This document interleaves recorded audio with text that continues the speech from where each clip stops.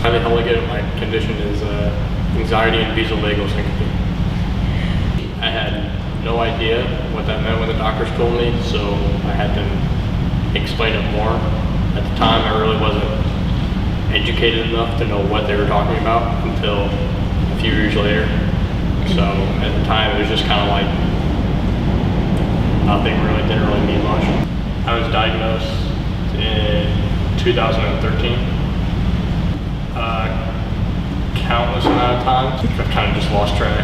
Fainted in churches, baseball games, just like outside, and while driving. I was at Chipotle with my girlfriend at the time, and just got my usual bowl, white rice, chicken steak, double and extra white rice. It's pretty fucking good.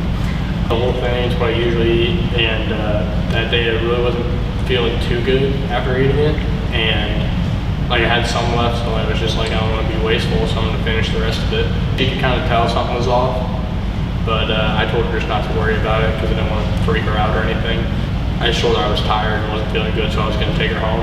So we started to head back to her place so I could drop her off, and on the road it was like, got up to speed, like 55 miles an hour, and then I was starting to feel dizzy, and I was like, oh shit, I need to pull over.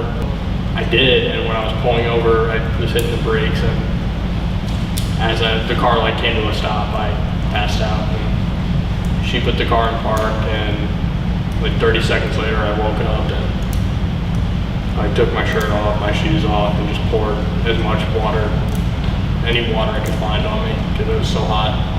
It was like 96 degrees that day, so the doctors thought I may have had a seizure while driving, like as I passed out, so I wasn't allowed to drive for a month, and I didn't really tell a lot of my friends about that because I didn't want to look like a bitch. Just big town.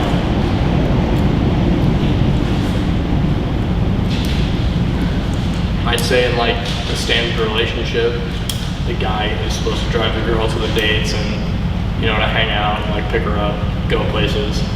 This way it was the opposite. If I ever wanted to go to like her house or something, it was she had to come pick me up and then take me back to her house, or I'd have like one of my parents drop me off. And as an 18-year-old, it's not what you want.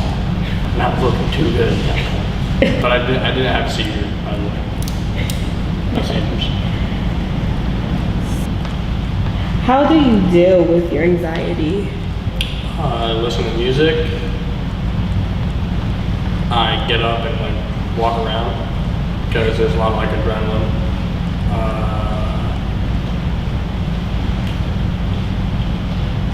I drink water. Drink lots of water. Just some water. Usually rap. I don't know why. Just kind of, it's a weird thing that like listen to, I feel like, when you're anxious, but I usually listen to like Logic, one of his songs called Anxiety. That sort of helps sometimes. Because he just talks about it and it kind of like, I don't know, it goes really fast and then smooths out, so I kind of like see that as like, that's the anxious part, and then when it mellows out, it's like in control again. So sometimes it helps, sometimes it doesn't. But it's his story about how he deals with it, but it's different than mine, but it just, I don't know, just something about it. It is soothing, like the beginning of it's kind of soothing, and then it goes into it, and then it goes back to the soothing part, so I like it. Do you think your condition like ever stops you or holds you back in life?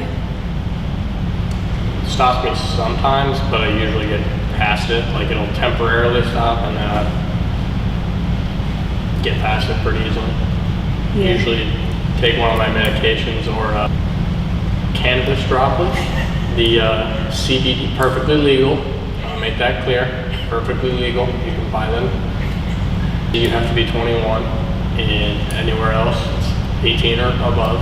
CBD drops or CBD oil cartridges. You can smoke them. You can put them in gummies. You can just take a little, like droplets, take a little eye drop or what is it called? Eye drop? Yeah, those fucking things. Those help. Those are. I don't like taking medication here. I don't like popping pills or like taking pills or anything like that, because you can get addicted to the medication if you like just keep taking it like every day. You're not supposed to take it every day. You're supposed to take it when needed. It's like a off-brand Xanax basically. So like whenever I need it, it's like just take that. But like obviously Xanax is addictive.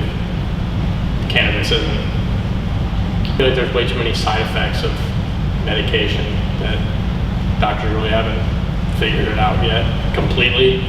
Like there's always like side effects you hear, so I don't know. Take cannabis. Okay.